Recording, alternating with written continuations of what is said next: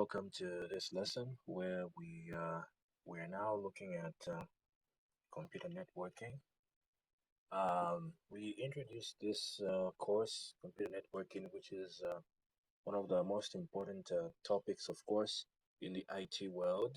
One of the most important courses in the IT world because networking is a very large part of the ICT and IT world. Because when you look around, even for you to communicate with me and to be able to stream this video, there's an element of networking that is working here that is making this possible. So let's get started. So, what is meant by computer networking? What is computer networking? Well, you see, computer networking is basically the process of connecting multiple computers for the purpose of communication and resource sharing. So when you connect computer networks, okay, um, we are not only talking about physical computers. Even your phone here qualifies to be a computer network because your phone itself has its own personal network that it's giving off, that it is broadcasting out there so that you can communicate. If I call you right now, it means your phone has to have a network. My phone has to have a network. Then there's a network, a chief network in the middle that is connecting you and me in order for us to communicate. So this is why we're saying that it is basically the connecting of multiple networks together. You connect them together in order to form that communication where you share resources. These resources are many. Okay, information is a resource. You can also share emails, which is qualifies to be information as well. You can share media files, you can share videos, you can share audio files, voice notes. You can also share and transact cash. Okay, so this is all enabled by computer networks. So you can see just how important networking is why it's so important in our day-to-day lives because networking has made a lot of things possible. It is possible for you to monitor the operations of your company or your home by installing CCTV cameras because you do not physically need to be there. You just install the cameras, and the cameras can send you live pictures and live videos of what's going on. You can also be able to send money. You no longer have to walk up to someone physically in order to give them money or for them to give you money. It all happens remotely. So let's discuss now what computer networking is. Let me write down the definition.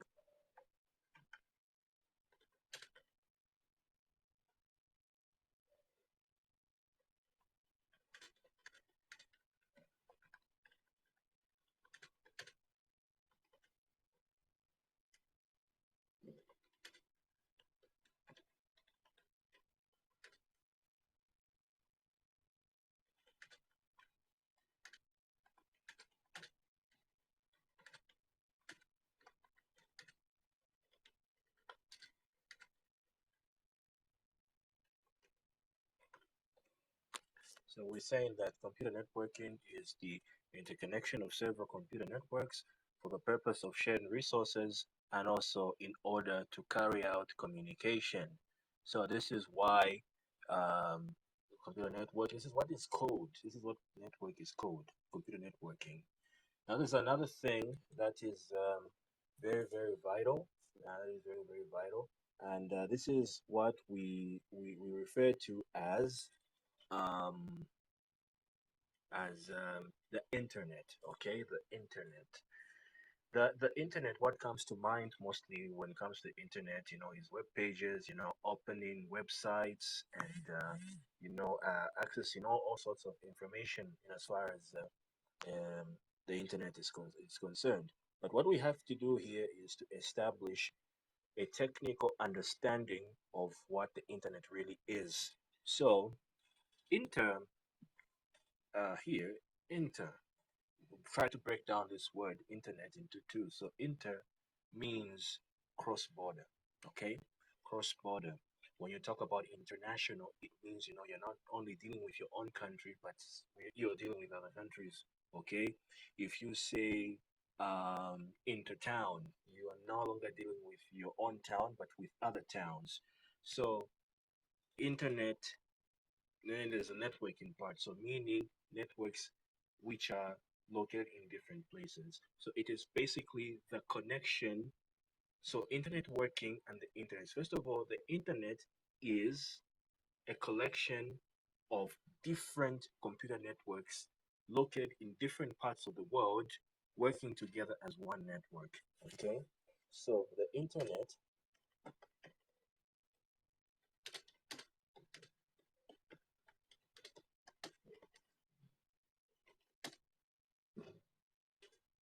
so I say the internet is the collection of several um, computer networks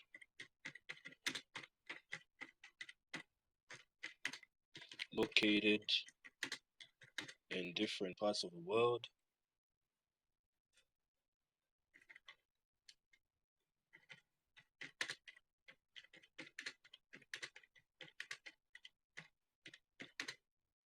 working as one network here, because this is why we say global internet, because there are several networks.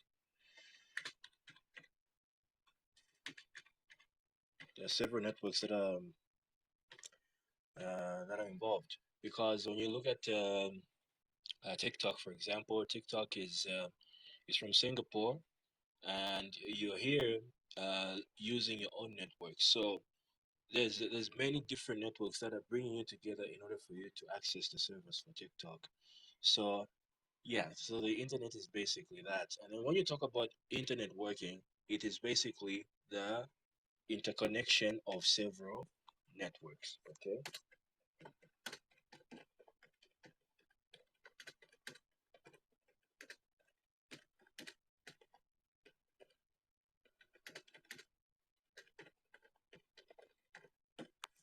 So the interconnection of several global networks is what we refer to as internet working. That's what we refer to as internet working. Then there's a model that is followed. There's a model that is followed, and this one is known as the Open Systems Interconnection Model, the OSI model. Let's talk about the OSI model. So the OSI model now is what we are calling the Open Systems Interconnection Model. Okay, so the Open Systems Interconnection Model. Open Systems Interconnection Model.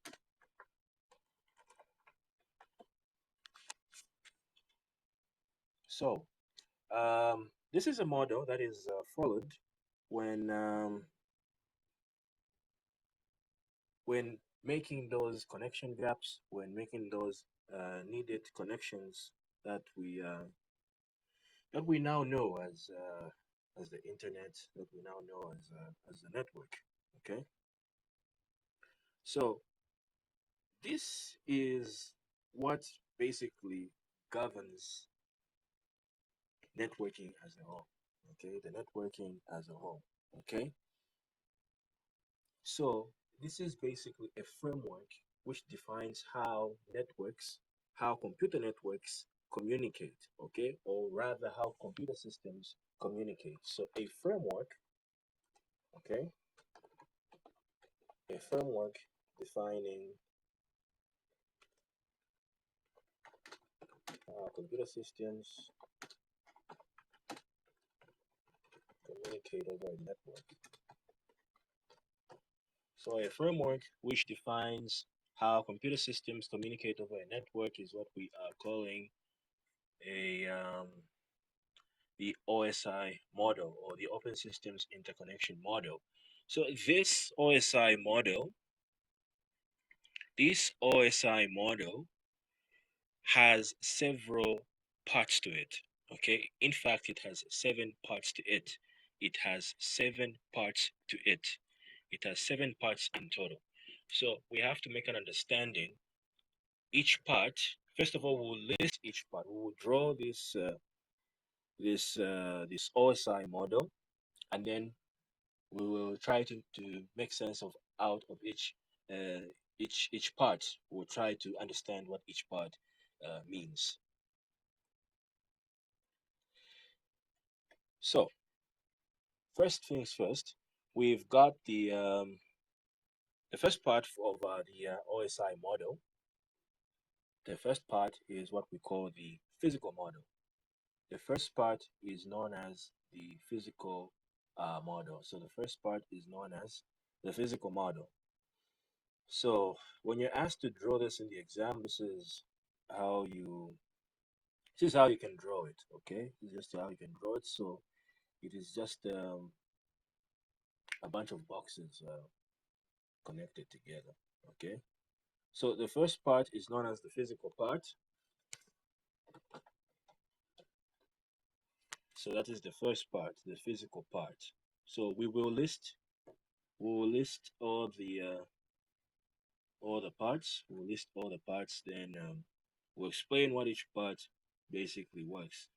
I have to tell you that this is a concept or a question that never misses out in the exam.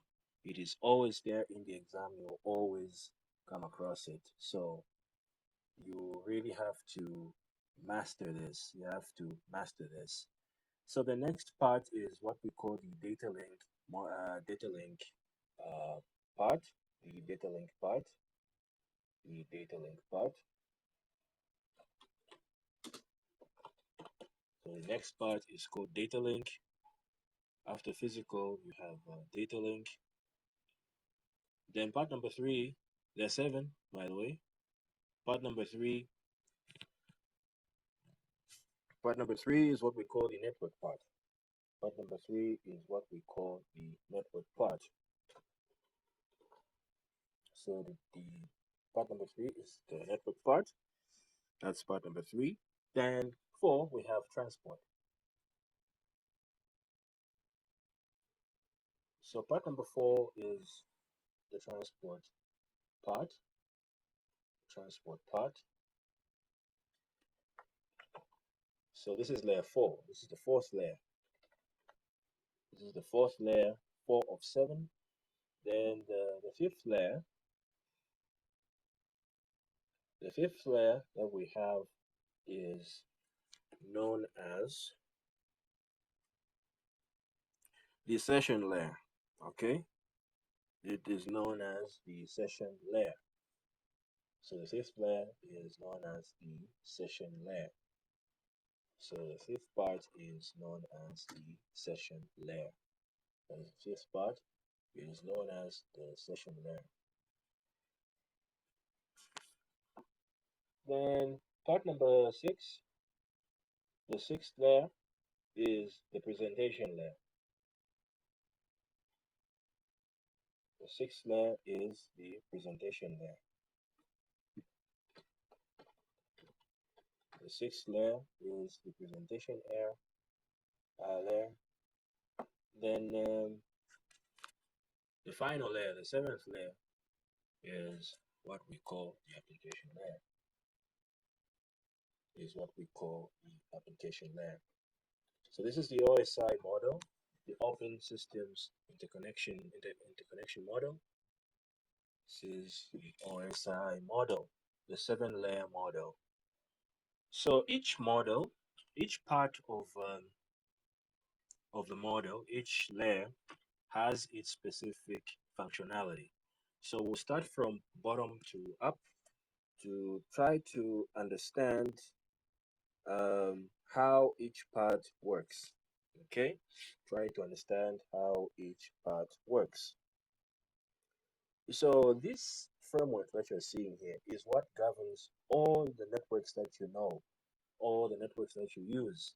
This is the part that governs that. Okay, this is the part that governs that.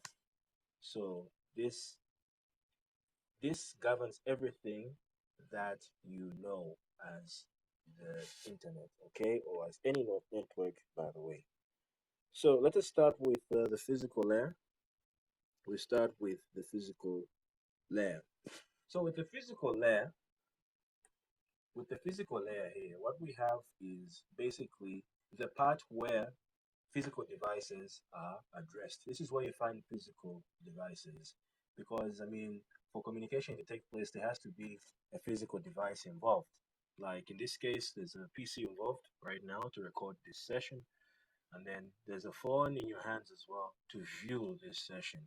So the physical layer handles the physical hardware, which is part of the network. So the physical layer. So the physical layer features the hardware, hardware, which is part of the network. Okay. So what is this hardware that we're talking about? We're talking about PCs. We're talking about cables, routers. Everything that basically makes up the that enables communication to take place. Okay. This is what we are describing here. Okay, that is the physical layer. Now we've got the data link layer. Okay, next we've got the data link layer. Okay, we've got the data link there. So this now provides the node to node transfer. Okay, so the data link layer. So this provides node to node linking and transferring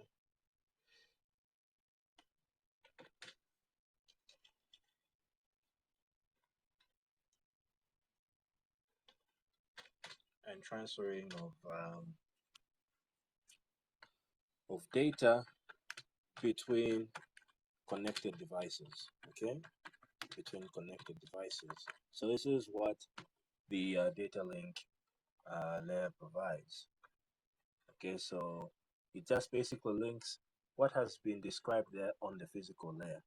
So that's what the data layer basically talks about. Now, when you talk about the network part, okay, we've got the network part. So the network parts now, it handles the logical addressing and determines the best physical path for data to travel across networks. In simple terms, talks about network routing now. It talks about network routing. So, you know, in the linking layer there, we are talking about um, linking devices and sending data. So on the network layer now there, you determine where that data should be routed. Okay, so this one determines where data to be transferred is routed. Okay, so it carries out the routing of data. To route means to specify where you're going. If you're moving from Lusaka going to Livingston, you know that I'm going to use the southern route, obviously. So the southern route is a pathway that is going to lead you to Livingston. So the network layer is basically what guides data being sent across the network. It says that the start point of this data is moving from computer A and going to computer Z or computer C, which is located in this part of the world. So that is what the network layer does. It just routes. Okay. Then you got the transport layer, okay? The transport layer, which is layer 4, okay? The transport layer. So this one manages flow control and error checking, okay? And then it also breaks data into pieces, okay? So this one flow control, carries out flow control, sorry, transport layer. So this one carries out flow control, error checking.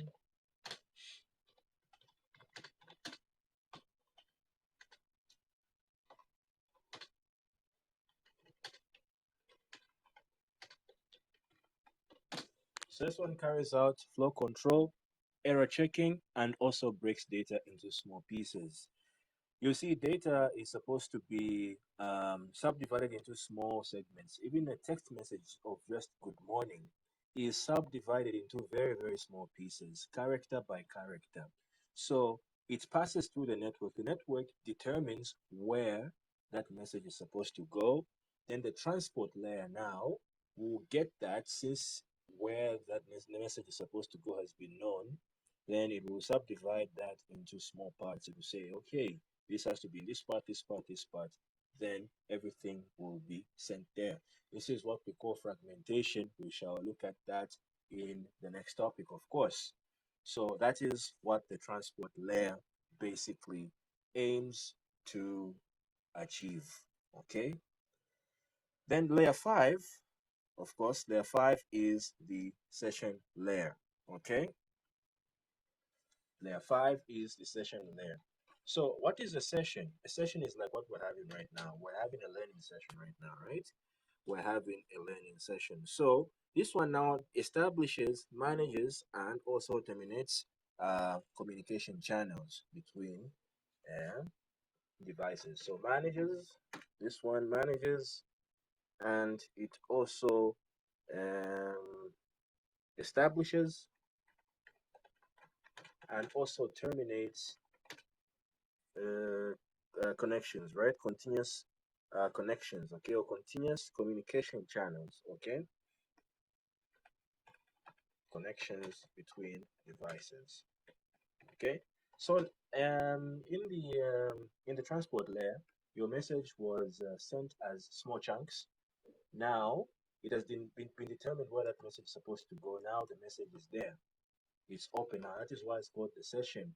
Those two devices that are communicating now have been connected together.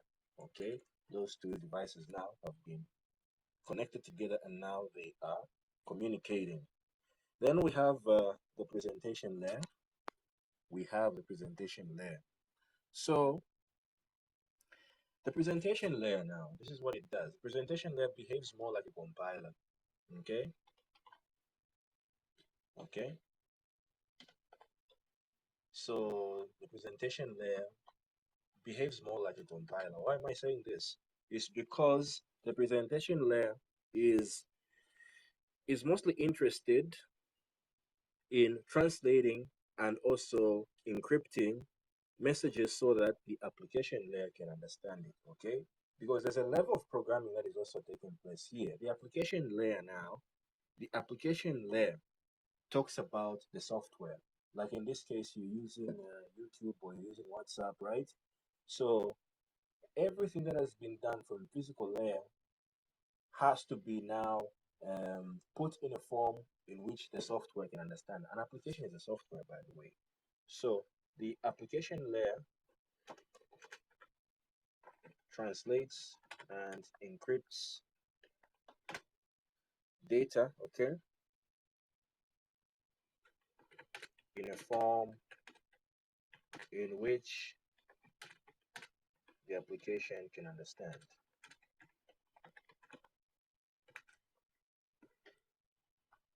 Then we have the application layer, which is the seventh layer. We have the application layer. We have the application layer. So the application layer interacts directly with the software, okay, with the software to provide network services, okay. So in other terms, this one is the software used to interact with the network, okay, like Zoom or WhatsApp or Telegram. Yes, the software that is basically used as an end user to interact with the network. So this is all about the OSI model, and this is how it works. The third question, we were asked to define and differentiate man, WAN, and LAN. Okay, man, WAN, and LAN. So these are types of networks. Okay, these are types of networks. Okay, these are types of networks because networks are different. Like in this case, you got LAN, MAN, and WAN. Okay, some networks are big. Some networks can only be accessed between within a building. Others can be accessed within a town, and others can be accessed worldwide. This is what we are talking about when we talk about LAN, MAN, and WAN. So LAN is known as local area network. Okay, so LAN is the local area network. Okay, LAN is the local area network. So the local area network is a network that can be accessed within a building. So a network accessed within a local building or within 500-meter radius. Okay, or within 500-meter radius. Okay, or within 500-meter radius. Like your hotspot is a local area network. When you create a hotspot, that is a local area network. Then you have the metropolitan area network. Metropolitan simply means town. Okay, so metropolitan simply means town. Okay, so the metropolitan area network. So this is a network which is accessed within a specific town. Okay, a network which is accessed within a specific town is what we of course call the metropolitan area network. Then we have the wide area network. Okay, wide area network. Okay, and this is the one. Okay, one wide area network, which is the one. So wide area network is accessed across countries and continents. Okay, accessed across countries and continents. Okay, so this is a big network. This is a big network. So it is something that covers a larger radius. So the main difference between these types of networks is that these types of networks is all about the coverage area and their size, their network sizes. Okay, some are big, uh, they're bigger than others. Okay, they differ in size rather. They differ in size. So a local area network is something that you can find locally within your workplace. A metropolitan area network is something that you can access within your town. Maybe there's a network specifically for that area. Okay, these are like cell phone towers mostly. Then you have wide area networks which can span an entire country or an entire continent. This is satellite communication now. So this is the main difference between these three types of networks. In the next topic, we shall continue and we shall look at topologies, and also we shall look at many types of protocols that exist in networking. Thank you for attending this lesson.